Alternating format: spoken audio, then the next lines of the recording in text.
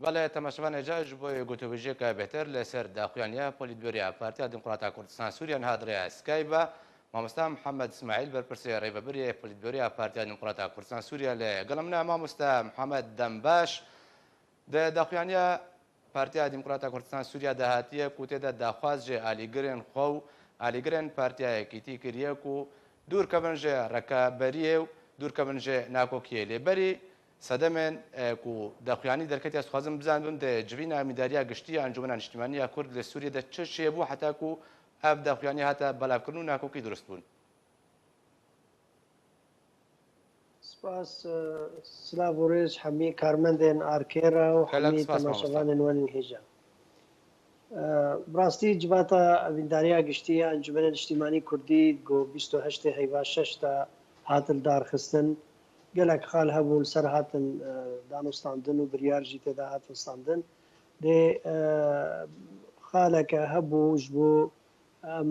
nameyê rêkên ji hemahingiyê re ji bo xatirê ew nûnerê me wê dê destnîşan bibin û her yekî posta cêgirê serokê hemahingiyê û her wesa posta endamê ji bo Encûmena Niştîmanî Kurdî bikevit giftûgoya de desteya giftûgoyê سەربی با هەر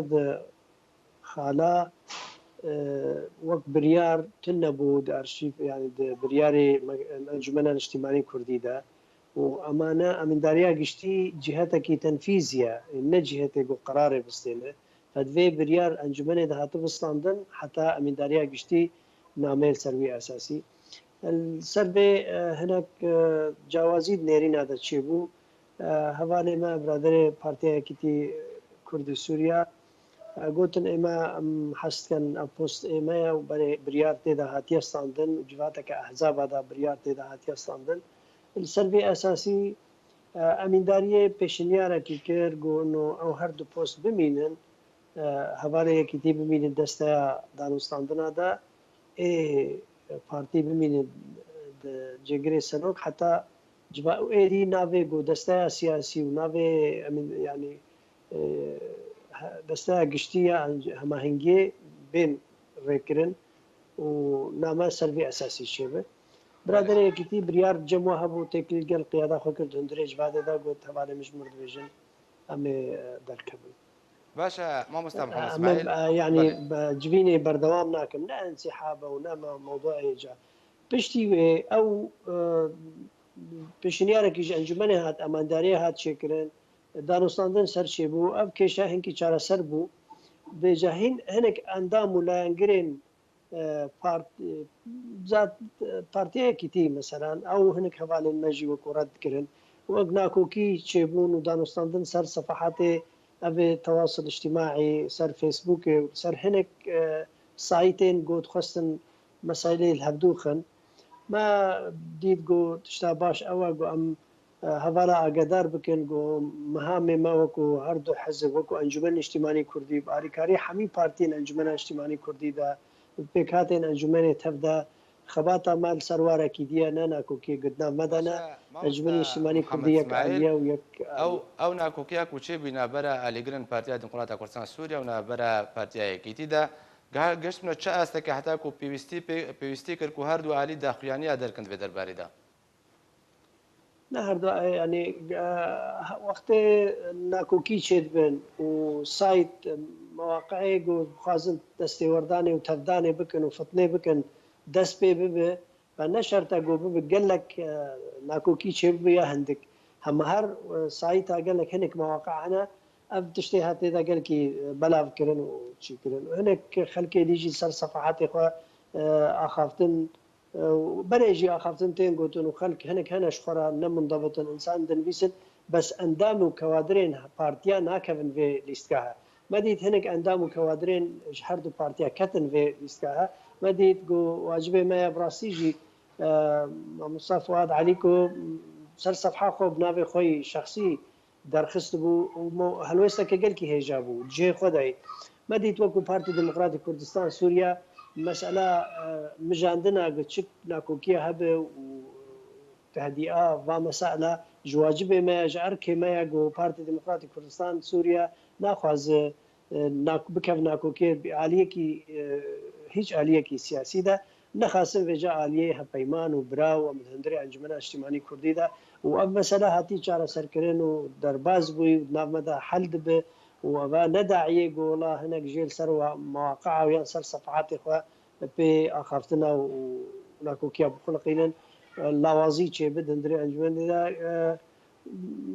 گژ و مژ چێت بد نابێنە ئەندام و لایەنگرێن ئەنجومەنە نیشتیمانی کوردی ئەمکارن بێژن و مەبەست ژێ گەرمکردنەیە گەرمکردنا بژار لەسەر تۆرن جڤاکی و خستنە بێژن فەرق و جوداییەکێدا جیاوازیەکیان گۆ دروستکردنا ناکۆکیان نابەرە ئالیێن ئەنجومەنە نیشتیمانیە کوردیدا بەڵێ شکلێکی شێوەیەکی شێوەیە فتنەیە شێوەیەکی شێوەیە گۆ بخوازن یعنی بنگەهێکی ببینن گۆبێژن خەلکێ ئەو نیشانێکی بدن خویاکردن گۆ ئەنجومەن ناکۆکی دنا پارتی وادا هەنە بتەبلی گۆ ئەنجومەن نیشتیمانی کوردی هەر کەس زانە ئەنجومەن ئیرۆ یەک ئالیا نە تەیاراتی سیاسی تێدەنینن تەبلی گۆ ئەم 13 حزب سیاسینە و ئەم 28 منەظەماتی خۆرتا و ژنان و جوانان و کۆمەلێن جوواکی و کۆمەلگەین گۆ سڤیلێ گۆ کار دکن هەروەسا نونەرێن سەربخۆیە هاتن هەلبژارتن ji deverên bajarên Kurdistana Sûriye bi tevahî Encûmen Niştîmanî Kurdî bi rastî sîstemekî encûmenekî niştîmaniye neye alîkê hezbiye lê bi tevlî wê jî encûmen yek aliye nahiya siyaseta xwe de hemî hilgirê projê netewî Kurdiye hemî daxwazê mavê miletê Kurd de çi hundirê opozisyona Sûrî de bi çi ser waqeyê nav cemawerê miletê Kurd û Kurdistana Sûriye de bi çi nêrînê me arasteyî aliyên navdewletî الحمي آلية دا أنجمن اجتماعي كردي يك آلية وأم يك آلية قواتك وهيزك أنجمن را وهيزك جوي بروجي نتويه جو أنجمن راشتيه جبرويك محسنا كان جو كسك بخاز دستوردانه كي تدا بكيان ناكوكي كي بيجن ولا تشتن وعاد درس بونه دخاسم خبات كرين بارتيان تدا أو كوادر ولا ينجروا اندامن أنجمن اجتماعي كردي ونخاسم يهردو بارتي ديمقراطي كردستان سوريا وبارتيا كتي قناغ و قادا گوته دا خباتی بکن پیشیاویش بو خاطری کیشای ملت کرد بو قضیه ملت کرد هندری کردستان سوریه دا لسر است میزان ناف دولتی به چل است راگیاندنه به چل سر است جماوری و هندری ناف جواتا کردی دا به نه انو ناکوکی گود بنا پارتیا دا درست ببن و حوال تنگاویش هفدور چیکن و سر صفحات تواصله تشکیک اکچه بکو والله وەک شک و گومانن جەم هەنێکا پەیدا ببن بۆ ئەنجومەن نیشتیمانی کوردی نەڕێ کەفتیە و نەیەک ئالیە ژبەربەیەکی مەدیت یەکیش ئەرکێمە ئەم کەوادرێ خۆ و لایەنگرێ خۆ ئەندامی خۆ ئاگادار بکەن هەروەسایە هەمین پارتیایە نایە پارتیا مەتەنەی پارتیا یەکیتیا براژی و پارتیên ئەنجومەن نیشتیمانی کوردی بتەڤایی و هەروەسا هەمی پێک هاتێن دیژیە ئەنجومەنێ و لایەنگرێن ئەنجومەنێ وان ڕاگرن و بەرێوا بدن سەر ریاگ و جێگ و لازمە تێدا خەباتێ بکەن و دوور بنیش ناکۆکیە باشە مامۆستا محەممەد اسماعیل خوازم باڵێ بکشێنمە سەر مژارەکەدن ئەو ژیەوە بەگەر ئاژێمێ بۆ ناوچەین ڕۆژاوای کوردستانی و بتایبەتیش بۆی ڕۆژهەڵاتی چەمێ فەراتێ دەبەرە جەزیرە ڕۆژاوای کوردستانê وەکە بوێرن داوی دنە خویاکردن و ڕژێمە سووریەوە کە بەرێ وێ ڕۆژاوای کوردستانê کۆنتترۆل بکێ بنەریناتە چ خوێندن ژێرە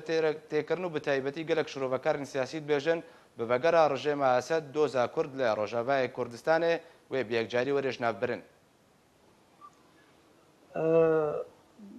یا ڕژێم بەگەر وەک بەرێ و نەفسا سیستەما بەرێ پشتی قەیرانە 8 ساڵا بە گەلێکی زەحمەتە و دوور و عقلایە نا ڕژێمێ بەگەر وەک بەرێ و هەر جهەکی ئیرۆ هەبوونا ڕژێمێ هەیە پەرچار جێگ و ڕژێم تێدا هەنکی هێن فرا دەبێ ئەف فرابوونا وێژ وان دەولەتێن دیرۆل سووریا ژوارە گرنگکە هەبوونا ڕژێمێ ji ئەمریکارە گرنگکەش بەرگ و مەبەستە هەبوونا ئەمریکا لێ دوێ ڕژێم هەبێ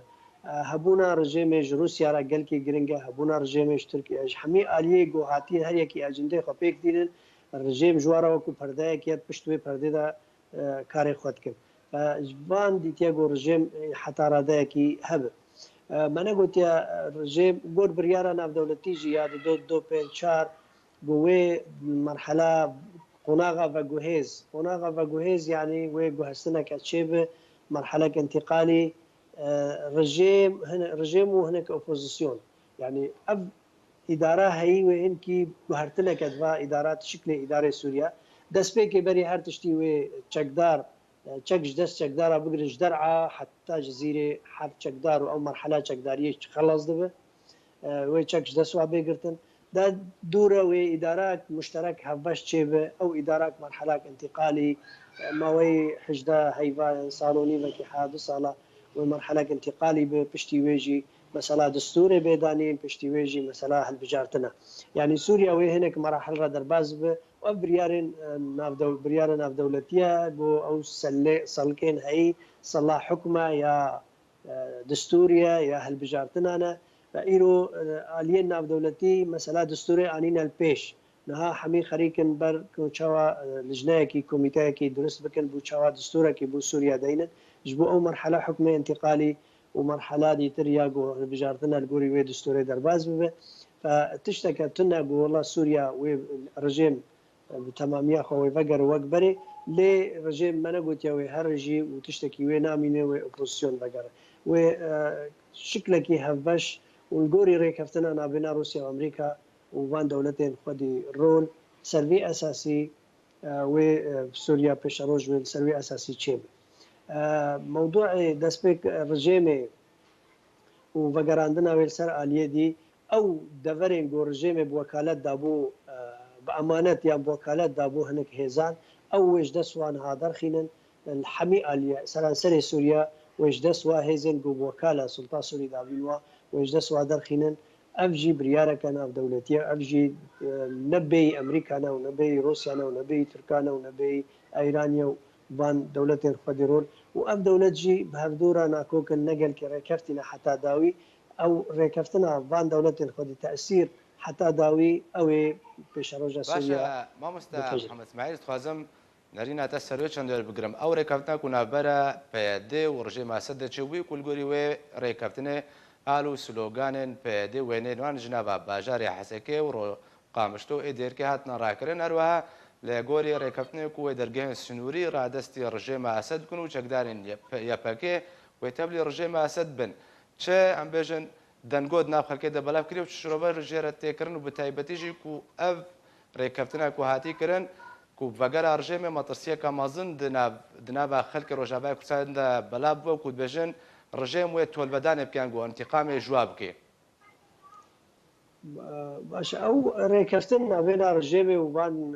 چەکدارێن های ڕۆژێکی قوت نەبووە ڕۆژە ڕۆژدا ڕێکەفتی ناو تەنسیق هەیە و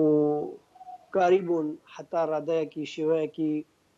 بدن خویاکردن ژێمێرە ئەنۆ کورد وەفادارن ئەمانەتی خۆ زوو ڤەدگارینە دووەختی خۆدا فمەسەلا ئەنۆ وەختێ دۆرە چەکداریە نەما و شێکەسکی شغڵی کەس وانەمە ئەوی چەکدارە وێ بدن ئالیکی فئەو مەسەلەی سینۆری هەگەر ڕژێم دەستخەوە بگرە هەگەر ئالیکاریە ئەمریکان پەیمانیان ناودەولەتیژی ڕۆژهەلاتی فوراتە پەیمانیان ناودەولەتی ئەمریکایی و فەرەنسایی و بریتانیایی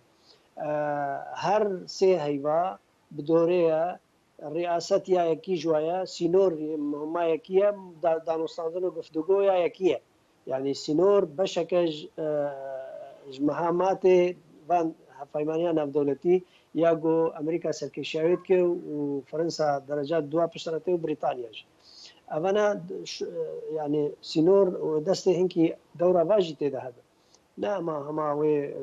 ڕژێم و وەکبەرێ و سەروی ئەساسی اسماعیل داوین پرسیە چێژ ئالیەن کوردی تێخواستنیەک و بڕاستی بەرەبانیت بەرما فێگەلێ کوردە دکن لێ ڕۆژاوای کوردستانێ دەمان هادەداک و چارەسەریەک وەری دیتن ئەنگۆ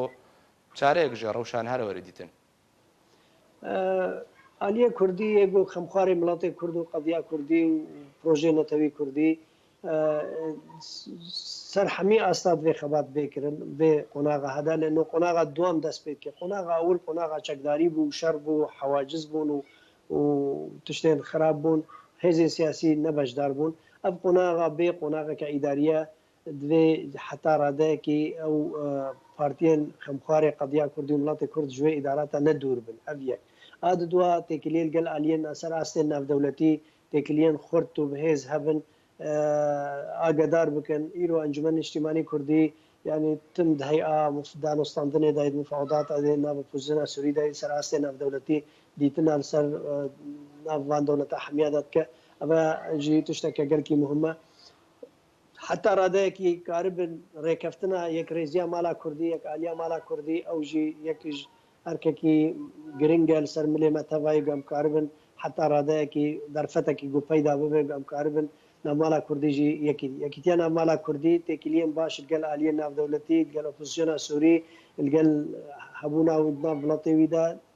حتا ڕادەیەکی نێزیکی با ئیداراتێک و پێشە ڕۆژێ دەچێ بن بێجارێ نەژێ دوور بن هەمی کارتێن خستن سەر هەمی ئەستا و ئەنجومەن نیشتیمانی کوردی هەروەسەوەکو پارتی دموکراتی کوردستان ئەم حتا ژیانێمە هەیە خۆژێر ئامادە بکەن. gelek spas ji bo mamosta Mihemed Ismaîl berpirsê rêveberiya Polîtberiya Partiya Demokrata Kurdistan Sûriya ku dirêya Skype ve li gela min bû gelek spas mamosta.